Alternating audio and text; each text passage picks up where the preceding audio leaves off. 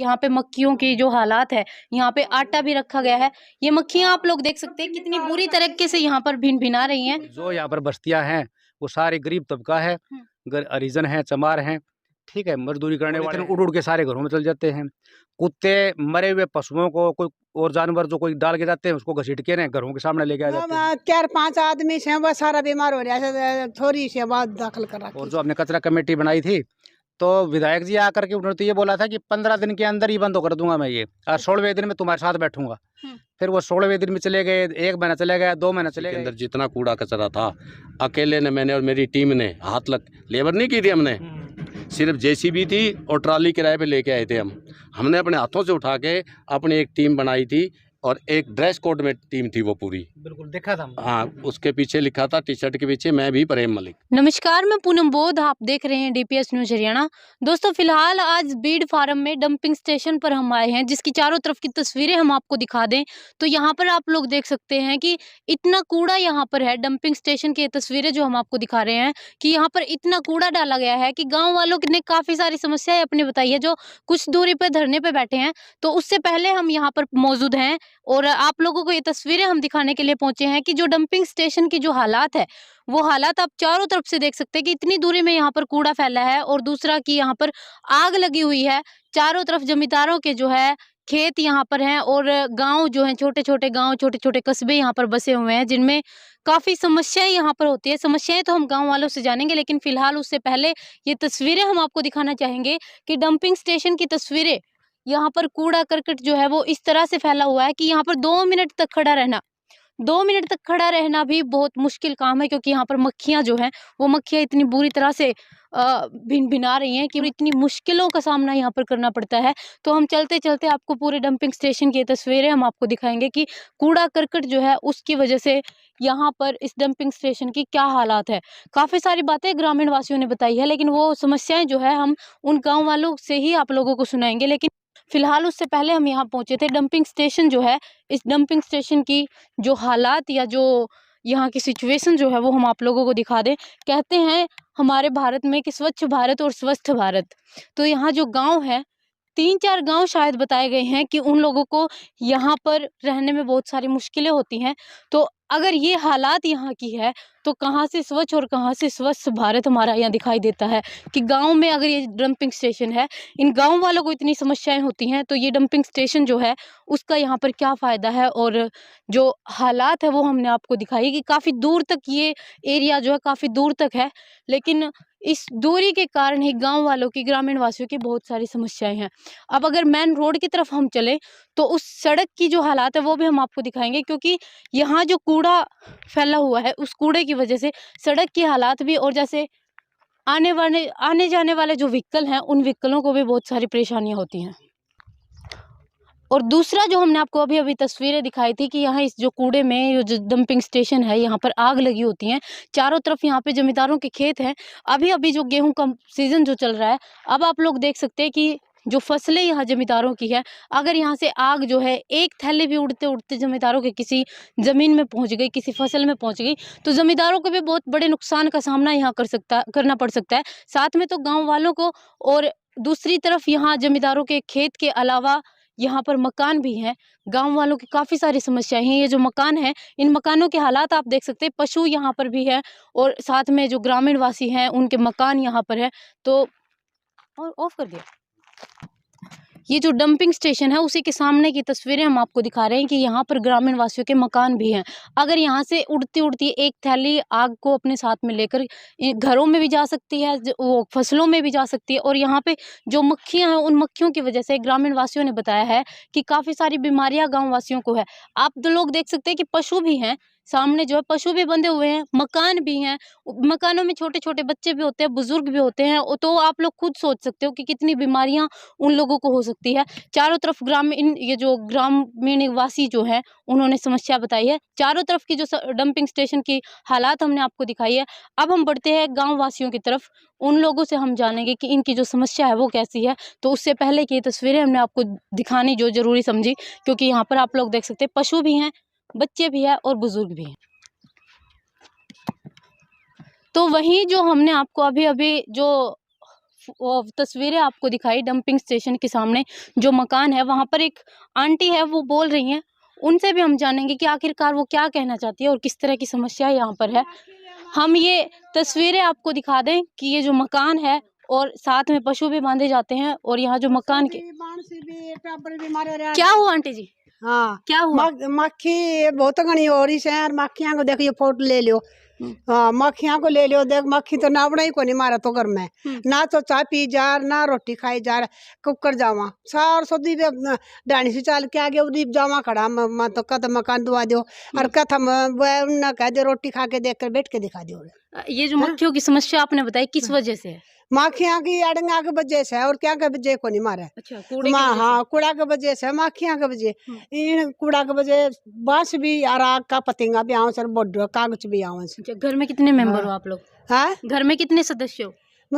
4-5 आदमी से वह सारा बीमार हो रहा है। थोड़ी सी बात दाखिल कर रखी है। ये मकान की तस्वीरें हमने आपको दिखाई और आंटी ने अभी बताया कि मक्खियां की ओर ले लो, दे मक्खी दिख। आंटी ने बताया कि ये जो कूड़ा यहाँ पर है, इस कूड़े की वजह से घर में इतनी मक्खियाँ हैं कि ना चाय पी जाती है ना खाना खाया जाता है। और ऊपर से बताया गया कि जो घर में सदस्य है वो लोग भी बीमार हैं। आग के पतंगे भी यहाँ पर उड़ कर आते हैं। अब जहाँ के मकान के अंदर हम चलते हैं और अंदर की तस्वीरें हम आपको दिखाते हैं, जहाँ पर आंटी ने बताया कि काफ़ी सारी मक्खियाँ यहाँ पर हैं। यहाँ की तस्वीरें हम आपको दिखाते हैं। तो आगे अगर हम आते हैं मकान के थोड़ा सा अंदर आके हम देखते हैं तो यहाँ पे मक्खियों की जो हालात है, यहाँ पे आटा भी रखा गया है। ये मक्खियाँ आप लोग देख सकते हैं कितनी बुरी तरीके से यहाँ पर भिन भिना रही हैं।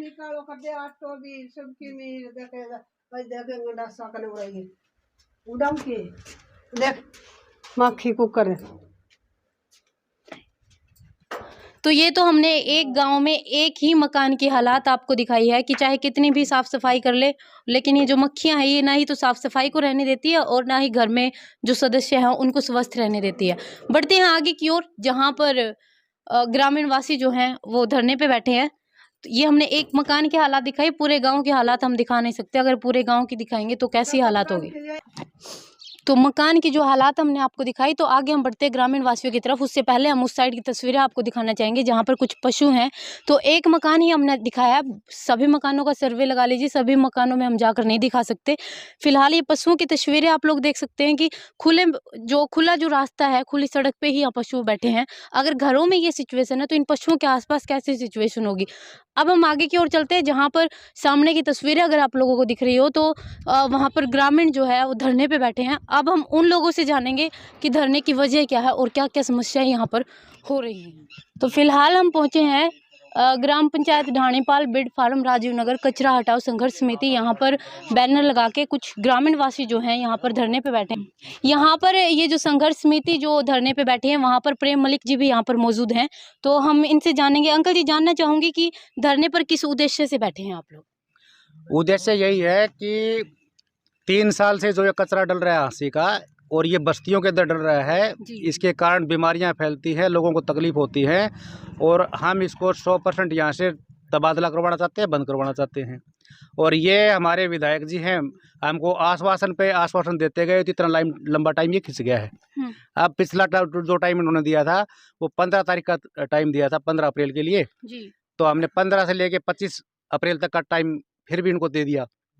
अब 26 तारीख से इन सारे गांवों ने मिलके यही फैसला कर लिया कि अब कूटला नहीं डालना दिया जाएगा यहाँ पे। अच्छा। क्योंकि यहाँ पर 24 घंटे आग लगी रहती है और धुआं निकलता रहता है और बदबू आती रहती है। पॉलीथीन उड़ के सारे घरों में चल जाते हैं। कुत्ते मरे हुए पशुओं को कोई और जानवर जो कोई डाल के जाते हैं उसको घसीट के ना घरों के सामने लेके आ जाते हैं। अच्छा। तो जीना बिल्कुल यहाँ पर दुर्लभ हो गया है। और जो यहाँ पर बस्तियाँ हैं वो सारी गरीब तबका है, हरिजन हैं, चमार हैं, ठीक है, मजदूरी करने वाले हैं। तो ये मर मिटने वाले तो हैं को नहीं, तो इनका साथ देने के लिए हम सारे बैठे हैं। यही मुद्दा है वजह। 3 साल से आपने बताया ये समस्या चल रही है, तो आज अभी प्रदर्शन किया गया है, उससे पहले भी किया गया था? पहले भी किया गया था और यही आश्वासन दिया था जब पहले टाइम पर इसका हमारा ये हुआ था, धरना दिया था जी। और जो हमने कचरा कमेटी बनाई थी तो विधायक जी आकर के उन्होंने तो ये बोला था कि 15 दिन के अंदर ही बंद कर दूंगा मैं ये, और 16वें दिन में तुम्हारे साथ बैठूंगा। फिर वो 16वें दिन में चले गए, 1 महीना चले गए, 2 महीना चले गए, पंचायतें बार बार जाते रही, वो कहते रहे कि जमीन ट्रांसफर हो रही है, आश्वासन पे आश्वासन मिलते रहे जी। तो लोगों को विश्वास करना पड़ा उनके लिए और ये टाइम निकलता गया। अब यहाँ धरना प्रदर्शन करने से पहले आप विधायक जी के पास पहुँचे हैं? बहुत बार, और अभी लास्ट में पूछे हैं। उन्होंने यही 15 तारीख का टाइम दिया था। लास्ट बार किस दिन गए थे आप वहाँ पे? हम गए थे 2 अप्रैल को। 2 अप्रैल को। हाँ, तो उन्होंने 15-16 तारीख का टाइम दिया था हमारे को। अच्छा, 2 अप्रैल को गए थे, 15 अप्रैल तक का टाइम दिया हाँ गया जी। था। प्रेम मलिक जी, आपसे जानना चाहूंगी कि अंकल जी आपकी क्या राय है इस बारे में? देखिए, एक बीजेपी का सबसे बड़ा नारा है, एक तो बेटी बचाओ और बेटी पढ़ाओ, जी। और दूसरा स्वच्छ अभियान, भारत स्वच्छ हो, सुंदर हो। मगर ये तो एक आबादी के अंदर, लोगों के अंदर मतलब कि कूड़े का ढेर बना रहे हैं। जहाँ लोगों की आबादी है, जो भाईचारा हमारा यहाँ इकट्ठा है, मुझे आज ही पता चला, और वो भी आपके माध्यम से ही सोशल मीडिया और प्रिंट मीडिया में आज न्यूज़ आई हुई थी ये। फिर मैंने प्रधान जी से, चौहान साहब से कांटेक्ट किया अभी 1 घंटा पहले। मैं इधर आया, आज ही आया हूँ मैं। और मैं आपको बता दूं कि मैं दिल से, तन मन धन से इन भाइयों के साथ हूँ। हम अपने घर के सामने कोई भी कूड़ा नहीं डलने देंगे। अगर प्रशासन ज्यादती करता है तो हम लड़ने को तैयार हैं। देखिए, MP साहिब इनके हो गए, MLA साहिब इनके हो गए, CM साहब इनके हो गए, डिप्टी CM भी सौभाग्य से इन्हीं के हो गए जो साथ समर्थन दे रहे हैं। फिर जितने काउंसलर्स हैं, चेयरमैन हैं, विधायक हैं लोकल, मैं आपके माध्यम से उनको एक मैसेज देना चाहता हूं कि ये ज़्यादती बंद करें। इस ज़्यादती का नतीजा अच्छा नहीं होगा। लोगों में बड़ी रिजेंटमेंट है, बहुत ही आक्रोश है, और इस आक्रोश के दुष्परिणाम बड़े दूरगामी होंगे। तो मैं आपके माध्यम से प्रशासन से और हरियाणा सरकार से ये प्रार्थना करना चाहता हूं कि भाई इस गंदगी को हमारे घरों के आगे, एक घर की गंदगी उठा के और दूसरे घर के सामने फेंक देना, ये आप भी समझते हैं अच्छी बात नहीं है। बिल्कुल सही। तो प्रॉपर तरीके से जो इनको एक, जैसे डंडूर में जगह मिली हुई है तो वहाँ डालें। वहाँ क्यों नहीं लेके जाते? ये वो थोड़ा दूर पड़ता है, किराया लगता है, 25 लाख रुपए महीने का बजट है, उसको खा जाते हैं। यहाँ भाड़ा थोड़ा है, वहाँ किराया ज़्यादा लगता है। कायदे से तो वहाँ जाना चाहिए, डंडूर में जो पॉइंट बनाया हुआ है। तो ये सारी नेक्सस है, इनका मिली भगत है। MC से लेके चेयरमैन, विधायक, MP, लोकल प्रशासन, ये सारे का सारा जो ना नेक्सस है। और हरियाणा गवर्नमेंट ऊपर तक इस बात से वाकिफ़ है कि ये गलत कर रहे हैं। मगर मैं आपके माध्यम से प्रशासन को चेताना चाहता हूँ, ये सब नहीं होगा, ये नहीं चलने देंगे। मुझे चाहे यहाँ आमरण अनशन पे बैठना पड़े, मैं इन भाइयों के साथ हूँ। और ये भाइयों से मैं एक और प्रार्थना करूँगा, इन भाइयों से सबसे, कि भाई एकजुट हो जाओ, संगठित हो जाओ और स्ट्रेंथ बढ़ाओ। 1 हफ्ते के अंदर अंदर मैं आपको वादा करता हूँ, और जो मैं वादा करता हूँ वो आपने पहले भी देखा होगा। 1 हफ्ते के अंदर अंदर झांसी के अंदर जितना कूड़ा कचरा था, अकेले ने, मैंने और मेरी टीम ने, हाथ लग लेबर नहीं की थी हमने, सिर्फ JCB थी और ट्राली किराए पे लेके आए थे। हमने अपने हाथों से उठा के अपनी एक टीम बनाई थी, और एक ड्रेस कोड में टीम थी वो पूरी। बिल्कुल देखा था। हाँ, उसके पीछे लिखा था, टी-शर्ट के पीछे, मैं भी प्रेम मलिक। सब ने 1 हफ्ते के अंदर पूरे झांसी को, और मेरी 15 दिन तक जद्दोजहद रही झांसी प्रशासन के साथ। उन्होंने ये कहा कि ये यहीं डलेगा, ये पॉइंट हैं। मैंने कहा यहाँ नहीं डलने दूंगा, आप अपना जोर आजमा लें, हम अपना जोर आजमा लेंगे। तो मेरे को झांसी शहर से जो समर्थन मिला व्यापारी भाइयों का या वहाँ के जो निवासी हैं, उसकी वजह से वो संभव हो पाया। तो आपका सहयोग मिला तो ये भी उठेगा। बहुत बहुत धन्यवाद। आगे की क्या रणनीति रहेगी सर आपकी? देखिए, रणनीति तो ये प्रधान जी हैं, चौहान साहब, सतबीर जी, ये बनाएंगे, भाई बनाएंगे। मैं तय दिल से इनके साथ में हूँ और मार्गदर्शन करता रहूँगा, इनको बताता रहूँगा। कानून का जानकार हूँ। कानून के मुताबिक एक घर से कूड़ा उठा के दूसरे के घर के आगे नहीं डाल सकते। आप समझते हैं इस बात को ना, पढ़े लिखे हैं। और आपके माध्यम से ही मैं संदेश देना चाहता हूँ, ये प्रशासन चेत जाए और ये घपलेबाजी जो ना बंद कर दे, और हमारे घर पे, अपने घर का कूड़ा हमारे घर पे ना डालें। अगर डालेंगे तो पब्लिक अगर सड़कों पे उठ के आती है, कोई विवाद होता है, तो उसका जिम्मेवार केवल और केवल झांसी प्रशासन और हरियाणा सरकार होगी। तो प्रेम मलिक जी का ऐलान हमने सुना। अब हम आते हैं मुद्दे के ऊपर। जो डंपिंग स्टेशन है उसकी तस्वीरें हमने आपको दिखाई है, सभी को दिखाई है, दर्शकों को। तो मैं ये जानना चाहूंगी कि कौन कौन से गांव ऐसे हैं जिनको इस डंपिंग स्टेशन की वजह से दिक्कत होती है? बीड़ फार्म है, राजीव नगर है, कच्चा कोठड़े हैं, डाणीपाल है और डाणी मन्नेखा है। तो 5 गांव हैं ये लगते हैं यहाँ पे। तो क्या इन सभी गांव से यहाँ पर लोग धरने पे मौजूद हैं? हाँ, मैक्सिमम है। रेगुलर लोग आते रहते जाते रहते हैं, क्योंकि सारे के सारे ये लेबर टाइप के आदमी हैं जी। काम करने वाले हैं, छोटे 2-2 3 किलो के मालिक हैं या फिर मजदूरी करते हैं। तो स्ट्रेंथ आप एक टाइम आते हैं और फिर आते जाते बैठते जाते अपना काम भी करते हैं ये। और मैं भी सही पूछो तो मैं हासी में उड्डा में मेरा निवास स्थान है जी। और मेरा यहाँ पर खेत पड़ता है, वैसे गांव डानीपाल से निवासी हूँ मैं। लेकिन जब इनका देखा है मैंने हाल, तो इसलिए मैं इनके साथ में हो लिया हूँ, शुरू से लगे हूँ उनके साथ में, क्योंकि जी सर। देखा है इनके 50-50 गज के तो मकान हैं, 3-3 4-4 बच्चे हैं। आप यूँ बताओ हाइजीनिक तो वहीं पर ही कमजोर हो जाता आदमी। जी सर। और आप सही पूछोगे तो लेडीजों का HB 8 ग्राम से ऊपर का नहीं है इनका, तो और ऊपर से ये गंदगी होगी, सांस लेने में इनको तकलीफ, थोड़ी सी बरसात आ जाए तो बदबू से परेशान, तो ये तो गंभीर समस्या है। और मैं इस चैनल के माध्यम से और मेरी सारी कमेटी की तरफ से भी मैं मलिक साहब का बहुत बहुत तहे दिल से स्वागत करूंगा, धन्यवाद करूंगा कि इन्होंने यहाँ पर आकर के हमारी कमेटी का हौसला भी बढ़ाया और साथ देने का जो वादा किया। और मैं इनको पहले भी वाफिक हूँ कि जो ये कहते हैं ना वो करके भी दिखाते हैं। तो बहुत बहुत धन्यवाद मलिक साहब का भी, और इनको ताड़ियों के साथ इनका धन्यवाद किया जाए। सर जानना चाहूँगी कैसी कैसी समस्याओं का सामना यहाँ पे ग्रामीण वासियों को किया जाता है? मैडम कचरा डाल के जाते हैं, पॉलीथीन उड़ते हैं, घरों में घुस जाते हैं, कुछ लोगों के तो घर आपने देखा होगा बिल्कुल सामने ही पड़ते हैं। हाँ, बिल्कुल। बदबू आती है, मक्खियां बन जाती हैं, खाना नहीं खा पड़ सकते आप, फिर सांस लेने में तकलीफ होती है।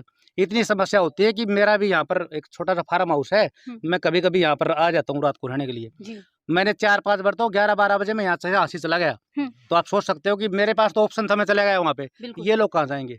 तो इतनी गंभीर समस्या को, और जो जिस प्रकार मलिक साहब ने बताया कि स्वच्छ जो अभियान चलाया हुआ है, और ये जो विधायक जी के बारे में बताया, तो सब कुछ तो पता ही है, ये कहने की आवश्यकता थोड़ी है कि इसको हटाओ।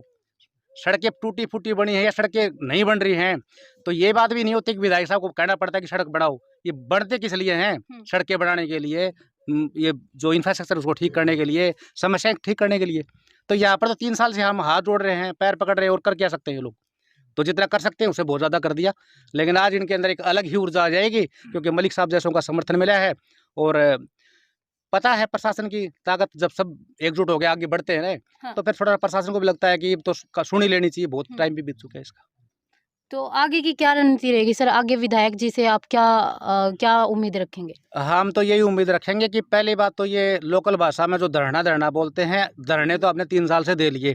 वो एक कहावत है ना, ये बोला पंचायत तो बहुत होली तो फैसला होगा, ठीक है, तो अब तो ये सीधा सा फैसला यही है कि कूटला डालने नहीं दिया जाएगा यहाँ पर भी। अच्छा। हाँ, अब उसके लिए ज़मीन ट्रांसफ़र हो नहीं हो, इसको 2 साल पहले कहाँ डाल रहे थे वहीं डाल लो, क्योंकि समस्याएं गंभीर हैं, लोग बीमार हो गए हैं, अस्थमा इनको हो चुका है, TB होने की इनके चांसेस हैं, सांस लेने में इनको तकलीफ है, तो कितनी समस्याएं हैं। कब से बैठे हो सर धरने पे? चलो, जो दोबारा धरना हमने दोबारा जो दिया है कल से हमने डिसाइड किया। और कब तक बैठे रहोगे? जब तक ये हमने बैठना ये है कि हमने कमेटियां बना रखी हैं, निगरानी रखनी है कि कूड़ा नहीं डालने देंगे। अच्छा। जैसे ही पता लगेगा और कोई फालतू की यहाँ पर अप्रोच करेगा तो एकदम ही सारी इकट्ठे होकर के उसको रोकेंगे। हम तो मरे पड़े ही हैं, इसमें तो कोई डाउट ही नहीं है, और हमने तो मरने के लिए आना है यहाँ पे। कोई मार के जाएगा तो मर जाएंगे, वैसे भी तो मर ही रहे हैं, क्योंकि इतनी ताकत यहाँ के लोगों में है कोई नहीं कि ये मार दें किसी को। और प्रशासन के सामने तो आपको पता ही है, प्रशासन तो प्रशासन है जी। लेकिन हमने तो हाथ जोड़ के ही उनको प्रार्थना करनी है कि हमारी समस्या का समाधान कर दो। हम कुछ डिमांड नहीं कर रहे, ना नौकरी लगवा रहे, ना सड़क बनवा रहे, ना कुछ और करवा रहे। शहर का कचरा है, घर का कचरा दूसरे घर में ना पड़े, बस इतनी प्रार्थना करते हैं। ओके सर, यही है। तो फिलहाल यहाँ पर जो धरने पे लोग मौजूद थे, वहाँ पे प्रेम मलिक जी भी जुड़े हैं, और अभी सबके विचार हमने सुना है कि काफ़ी सारी समस्याएं यहाँ पे 5 गांव के नाम लिए गए हैं। आसपास का जितना भी एरिया है, चाहे वो जमींदारों का हो, गांव हो, या जो कुछ भी हो, छोटी छोटी बस्तियों से लेकर इन सभी को ये काफ़ी सारी समस्याओं का सामना करना पड़ता है। और विधायक जी से बार बार गुजारिश की जा रही है, और बार बार इन्होंने बताया कि पंचायत लेकर ये वहाँ पर जा चुके हैं, लेकिन विधायक जी ने आश्वासन दिया है, लेकिन उसके ऊपर कोई भी ठोस कार्रवाई नहीं हो रही। अब हम कोशिश करेंगे कि विधायक जी से जा करके भी उनसे इस बात का जो है आश्वासन उन्होंने बार बार दिया, इस बात की पूरी जिम्मेवारी जो है या उस बात का जवाब पूरा वो दे, ये भी हम पूरी कोशिश करेंगे। लेकिन फिलहाल आप लोगों की जो भी राय हो कमेंट करके जरूर बताइएगा। और ये जो डंपिंग स्टेशन है, इसकी हालात इतनी बुरी है, आसपास के गाँवों को जो समस्याओं का सामना करना पड़ता है, हम भी ये गुजारिश करेंगे प्रशासन से कि इस डंपिंग स्टेशन को साफ सुथरा माहौल बनाकर यहाँ जो गाँव के लोग मौजूद हैं, जो गाँव यहाँ पे बसे हुए हैं, इन लोगों को सुखी और अच्छे से स्वस्थ तरह की जिंदगी दी जाए। बने रहिए DPS न्यूज़ हरियाणा के साथ। धन्यवाद।